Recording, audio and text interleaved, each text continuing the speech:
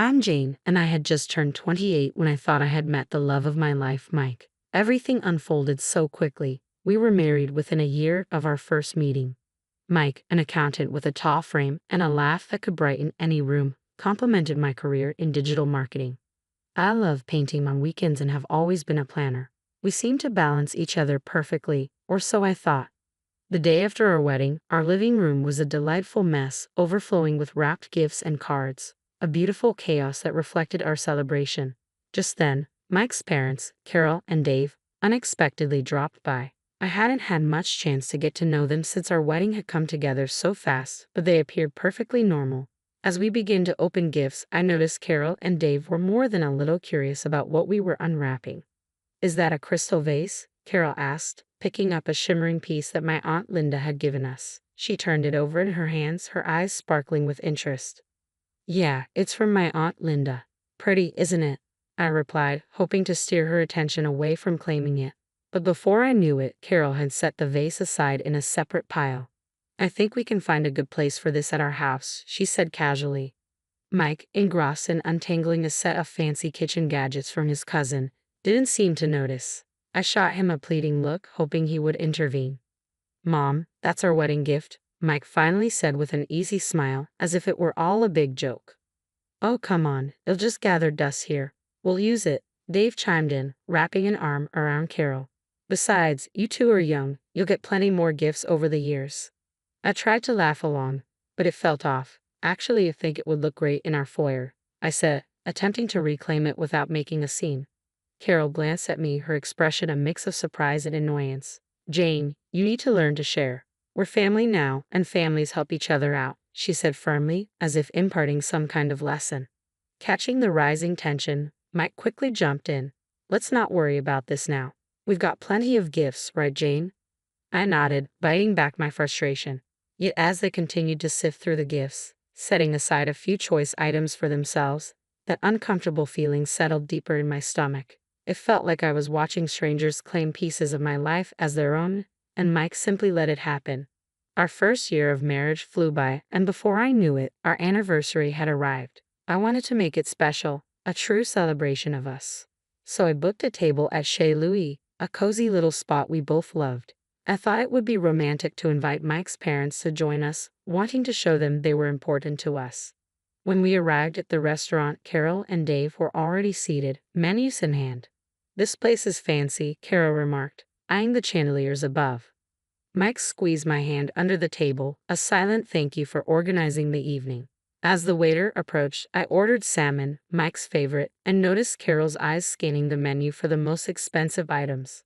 "We'll have the lobster in the filet mignon," she declared, pointing at the priciest options without a second thought. "Why not throw in a bottle of your best wine?" Dave added, winking at the waiter. I felt my smile stiffen. "Quite the celebration, huh?" I tried to keep my tone light. "It's a special night," Mike said with a shrug. "Let's not think about the cost." While the conversation was generally light-hearted, I couldn't shake the feeling that Carol and Dave were indulging like it was their last meal, almost oblivious to the hefty bill that would soon arrive. As we ate, I was consumed by a sense of being taken advantage of. It wasn't about the money, not really, it was the principle. This was our anniversary, and it felt as if it was being hijacked. When the check finally came, I braced myself for the awkward moment ahead. I noticed Mike's eyes widen for a moment, but he quickly regained his composure and handed his card to the waiter. As we left the restaurant, Carol linked her arm through mine. "You know, Jane, this was lovely. We should do it again next year," she said, a satisfied smile on her face. With Thanksgiving approaching, the holiday season was just around the corner. Mike and I had started decorating our home, blending warm fall colors with early Christmas cheer. It felt cozy, like a place you'd want to return to after a long day. One evening, while we were stringing lights around the living room windows, Mike's phone pinged with a message. He read it and chuckled. "Oh, my parents are ahead of the game. They've already sent their Christmas wish list." I paused, untangling a set of lights, and looked up. "A wish list?" "Yeah, they send one every year. It helps with shopping," he explained, scrolling through his phone. Curiosity got the best of me. "So, what's on this famous list?" Mike hesitated for a moment before handing me his phone. The list was extensive: top-tier electronics, designer clothes, luxury items that seemed completely unnecessary. I scrolled through in disbelief. "They can't be serious," I exclaimed. "This is a lot." Taking back his phone, Mike shrugged. "They like the good stuff. What can I say?" I was at a loss for words. A knot formed in the pit of my stomach. Mike's birthday was also approaching, and I had been eagerly planning to gift him the watch he had been eyeing for months. Now, it felt as if any gift I gave would be overshadowed by this extravagant list. When it came to making our own lists, I couldn't shake the feeling of pettiness. "Maybe we should just ask for charitable donations in our name," I suggested half-heartedly. Mike laughed. "Good one. But seriously, what do you want? You need a new laptop, right?" As the holidays rolled around, I bought Carol and Dave a nice coffee maker, not too fancy but practical. In return, they gave me a set of scented candles. They were lovely, but the contrast was stark. I didn't say anything. Mike seemed pleased with the expensive drone they gifted him, but the unspoken rule was clear. We were expected to give lavishly and receive modestly. It didn't feel right, but I held my tongue, wrapping gifts and plastering a smile on my face for the holidays. Inside, though, I began to tally the costs, not just in dollars, but in the emotional toll it was taking on me. One day, while staring at my computer screen at work, an email notification popped up. It was my quarterly bonus, bigger than I had anticipated. My first thought was to do something meaningful with it, something for Mike and me. So, I booked us a trip to Paris. We had talked about going since we met, and it felt like the perfect moment to make that dream a reality. That night, as we sat down for dinner, I couldn't wait to share the news. I excitedly told Mike about the surprise trip, and his face lit up in a way I had never seen before. "Paris? Really, babe? That's amazing," he exclaimed, jumping up to kiss me. I was basking in the joy of the moment when his phone rang. It was his mom. I could see the change in his expression immediately. "Yeah, she booked us a trip to Paris," he said into the phone, and I instantly regretted not asking him to keep it quiet for a little while longer. As he listened, his enthusiasm slowly waned. I know, you've always wanted to go." He trailed off, looking at me with a pained expression. My heart sank. After hanging up, a heavy silence enveloped us. "They want to come with us," he said finally, almost as if seeking my approval. I froze, my fork hovering midair. "To Paris with us?" I asked, trying to keep my voice steady. "Yeah, they said they've never been and have always wanted to go," Mike explained, running a hand through his hair. "I think we should take them." Suddenly, the room felt too small. "It's supposed to be for us, Mike, our trip," I said, feeling the tightness in my chest. He didn't respond right away. "I know, but they're getting older, and I feel bad. They've done so much for me."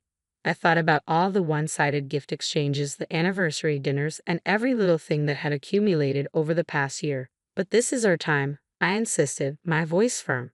"We can plan a trip with them another time. This bonus is for us." Mike let out a deep, frustrated sigh. "They won't understand that. You know how they are. And you know how hard I've worked for this." I spoke the words like stones lodged in my throat. "I want us to enjoy it together, just us, like we planned." After a moment of silence, he finally relented. "Okay, we'll tell them some other time might work better."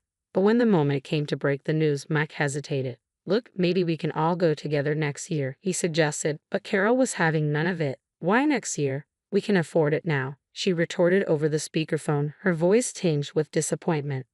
I could no longer hold back my frustration. "Because this trip is for us, Carol. Mike and I need this time together," I said, my voice rising. There was a pause before she replied, "Well, that's very selfish of you, Jane. Very selfish indeed." After the call, the air between Mike and me was thick with tension. I could tell he was torn, but I was resolute.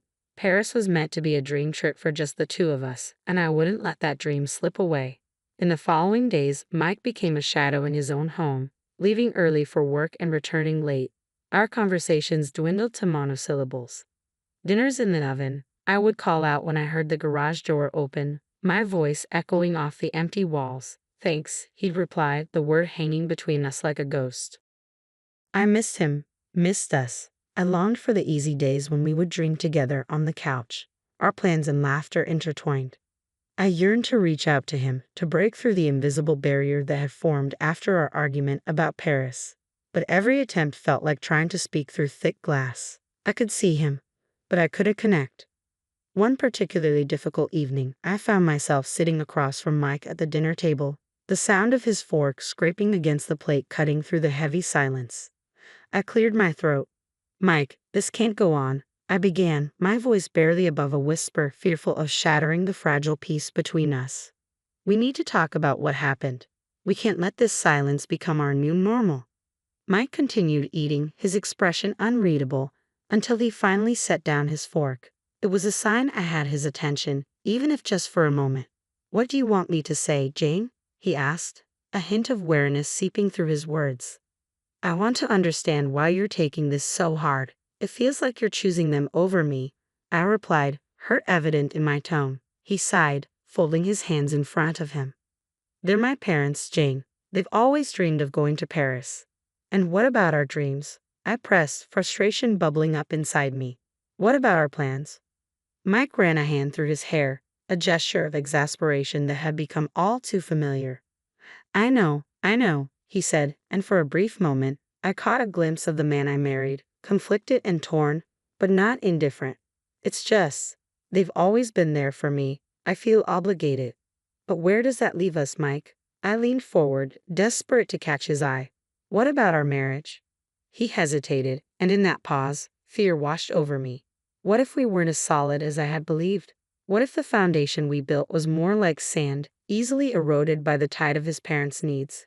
It's supposed to be us against the world, Mike, not me against you and them, I said quietly, my voice steady despite the emotions swelling inside me. He looked at me, really looked at me, and I could see the conflict warring within him. I know, Jane. I just don't know how to make everyone happy. And then it hit me with sudden clarity.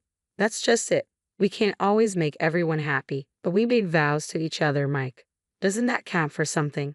He nodded slowly, his gaze lingering on the table before finally meeting mine. It does. It counts for a lot. The rest of the meal passed in contemplative silence, a welcome change from the strained quiet that had become our norm. It felt as if my words had planted a seed, or perhaps nurtured one that had been dormant within Mike all along. As the morning sun poured in through the windows, I noticed that the warmth it usually brought seemed to have no place in our home today. I woke up to an eerie stillness. The other side of the bed lay untouched from the night before, and the emptiness of the house felt like a heavy blanket, suffocating in its silence. Rubbing the sleep from my eyes, I reached for my phone, expecting the usual void of messages that had taken residence in our home. Instead, my screen lit up with a flood of notifications, each one from my bank. A lump formed in my throat as I scanned the details. Multiple transactions, including airline tickets and hotel bookings in Paris, all made while I was asleep. The timestamps on the emails revealed that the flight had left hours ago. Mike and his parents were already on their way to Paris, using my hard-earned bonus to fund a trip I was meant to be on. Disbelief morphed into anger, and then a crushing sense of betrayal settled in. I sat there, the phone heavy in my hand, as the reality sank in. Mike had access to my account. I had trusted him implicitly, never imagining he would betray that trust. Yet here it was, stark in black and white, a digital paper trail of deceit. I couldn't breathe, couldn't think. The one person I had believed would stand by me had chosen his own comfort over our relationship. Memories flooded back, reminding me of all the little signs I had brushed aside, all the excuses I had made for him and for us. With trembling fingers, I dialed his number, fully aware he wouldn't answer. Not with the time difference and not with my previous ultimatum ringing in his ears. Mike, I began, only to be met by the cheerful beep of his voicemail, which felt almost mocking. I saw the charges. You took your parents to Paris with my bonus. I don't even know what to say, but I hope it's worth it. I hope it's worth everything. The house felt even emptier after the call, the walls closing in on me under the weight of everything left unsaid, and now perhaps never to be spoken. I sat at the kitchen table, the silence a stark contrast to the chaos raging within me. They had left just like that, with no regard for me or the life we were supposed to be building together. I canceled the hotel rooms and the return flights, severing every piece of the trip tied to my finances. With each cancellation, I felt fragments of my old life slipping away, the future I had envisioned evaporating before my eyes. By the time I finished, there was nothing left to do but act. I contacted the bank and revoked Mike's access to my accounts, feeling the terrifying yet liberating finality with each click. The man I had married, the family I had tried to be a part of, they were all strangers now. Strangers who had used me, seeing my generosity as something to exploit rather than cherish. I packed my bags with a robotic efficiency, each item a reminder of a dream I had to put away. There was no going back from this. No gentle words or apologies could mend the rift his betrayal had caused. Mike had chosen his path, and in doing so, he had set me on mine. The ring I had once worn with pride lay cold and heavy in my palm. I set it down on the counter, its sparkle mocking me in the morning light. With one last look at the life I was leaving behind, I closed the door on the house that had never truly felt like home. It was late afternoon when I finally drove away, my car packed with clothes and essentials, a stark reminder of the sudden turn my life had taken. As I hit the road, messages began to flood in, one from Mike, several from his mother. I pulled over to read the messages, knowing they would only fuel my resolve. Mike's message flashed on the screen. "Jane, please, we need to talk about this. Can't we just discuss it?" The simplicity of his words felt almost insulting. I started to type a response but stopped, realizing that no words could bridge the chasm between us. His mother's messages were a confusing mix of anger and concern. "What's going on? Why have you canceled our rooms? Call me." I could picture her sitting in a Paris cafe, expecting luxury but facing complications. Frustrated, I turned my phone off. They were in the middle of a trip funded by deceit. They could figure it out. My first stop was the bank. I needed to ensure my finances were completely secure. The bank manager, a middle-aged woman with a gentle demeanor, greeted me. "I need to make sure all my accounts are locked down. My husband won't have access anymore," I explained, my voice steady despite the emotions churning within me. "Of course," she nodded, offering a sympathetic smile. "Let's make sure you're protected." By the time I left the bank, my accounts were secure, and a new sense of determination settled within me. I drove to my sister's house, the only place I felt safe. She opened the door before I could even knock.